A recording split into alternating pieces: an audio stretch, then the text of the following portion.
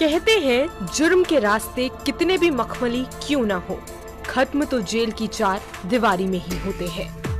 अपराध की दुनिया का एक ऐसा ही अपराधी है जिसके किस्से राजस्थान, हरियाणा और पंजाब में बहुत चर्चित हैं। ये अपराधी पुलिस के हाथ तो आता है लेकिन फिर छूट जाता है।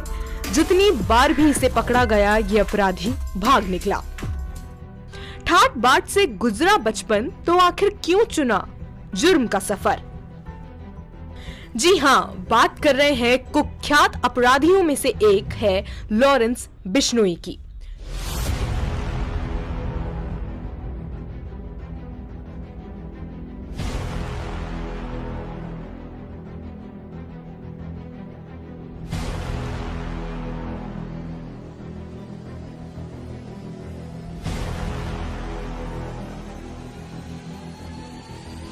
पंजाब, हरियाणा और राजस्थान में लॉरेंस बिश्नोई एक आतंक का नाम है जिसने पुलिस की नाक में दम कर रखा है।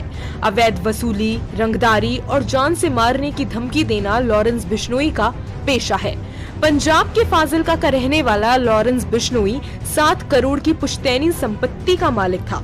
आराम और ठाठ की जिंदगी जीने वाला लॉरेंस बिश्नोई अपनी स्कूली पढ़ाई पूरी करने के बाद लॉरेंस ने चंडीगढ़ यूनिवर्सिटी में एडमिशन लिया। लॉरेंस बिश्नोई ने छात्र जीवन से ही अपराध की दुनिया में अपने सिक्का जमा लिया था। पढ़ाई के दौरान ही उसने छात्र संगठन सोपू यानी student organisation of Punjab university join किया और उसके बैनर तले स्टूडेंट यूनियन अध्यक्ष का चुनाव लड़ा, लेकिन चुनाव में लॉरेंस हार गया था। इस हार के बाद एक दिन लॉरेंस और उसके विरोधी गुट का आमना सामना हो गया। इस दौरान लॉरेंस ने अपने विरोधी गुट पर फायरिंग कर दी। ये पहली बार था जब लॉरेंस ने फायरिंग की थी। दूसरी तरफ से भी फायरिंग हुई और ये पहला मुकदमा था जो लॉरेंस के नाम पर दर्ज हुआ था। लॉरेंस का जुर्म कांड। 2006 पंजाब में हत्या का मामला, लेकिन अपराधी बच गया। 2011 फिरोजपुर में लूट की घटना, लेकिन कोई केस दर्ज नहीं हुआ। 2011 छात्र नेता पर हमला, लॉरेंस पर मुकदमा दर्ज हुआ। 2012 हत्या और दंगा कराने के आरोप में लॉरेंस पर केस दर्ज हुआ। 2015 लॉरेंस की कोर्ट में पेशी, लेकिन पुलिस को दिया चकमा। इसके बाद लॉरेंस के खिलाफ अपराध के चार्जेस लगने शुरू हो गए थे। हत्या, लूट, रंगदारी, फिरौती लेकर हत्या करने जैसे मामले में लॉरेंस का नाम सामने आने लगा था और लॉरेंस बात बात पर जेल जाता रहा और रिहा होता रहा। धीरे धीरे लॉरेंस ने अपनी गैंग को मजबूत करने के लिए 60 लाख के विदेशी हथियार और बुलेट प्रूफ जैकेट खरीदी। इसी बीच मार्च 2015 में फाजिल्का पुलिस के हत्थे भी चढ़ गया, जहां पुलिस ने उसे फरीदकोट जेल में रखा, जहां लॉरेंस ने जेल में भी अपनी गैंग को सक्रिय करना शुरू कर दिया था। जेल के अंदर फोन रखकर लॉरेंस अपनी गैंग का संचालन करने लगा था।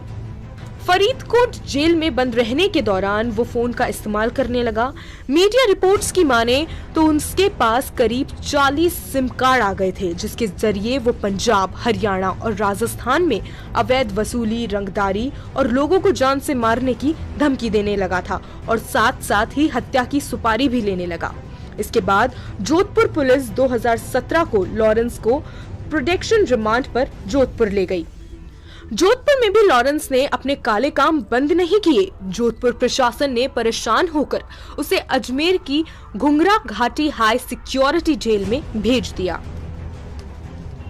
अजमेर की जेल राजस्थान में काले पानी की सजा मानी जाती है, जहां पर पूरे राज्य के कुख्यात अपराधी बंद हैं।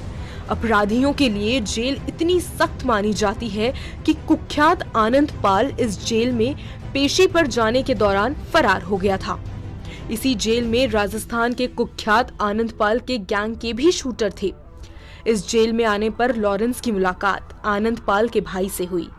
आनंद पाल के एनकाउंटर में मारे जाने के बाद आनंद पाल का गुट कमजोर पड़ गया था। लॉरेंस ने इस गुट को अपनी ताकत दी और उनका साथ देने लगा। जिस अजमेर जेल में जाने से अपराधी खौफ खाते हैं, लॉरेंस वहां भी पूरी मौज से रहता है। अजमेर जेल में आने के साथ ही उसके पास मोबाइल उपलब्ध हो गए। पुलिस को इस बात का पहले से अंदेशा था, इसलिए पुलिस ने लॉरेंस के सभी नंबरों को सर्विलांस पर लगा रखा था। आनंदपाल की गैंग के लोग भी लॉरेंस को अपना सरगना मानने लगे थे। हालांकि पुलिस लॉरेंस के गुर्गों को गिरफ्तार करने में कामयाब रही है, लेकिन लॉरेंस ने फिर नए लोग इकट्ठा कर लिए। कहते हैं कि जेल से जो भी जमानत पर बाहर जाता है वो लॉरेंस का आदमी बन जाता है और उसके लिए काम करने लगता है। स्पेशल डेस्क से पलक गुप्ता की रिपोर्ट, नवतेज डिजिटल।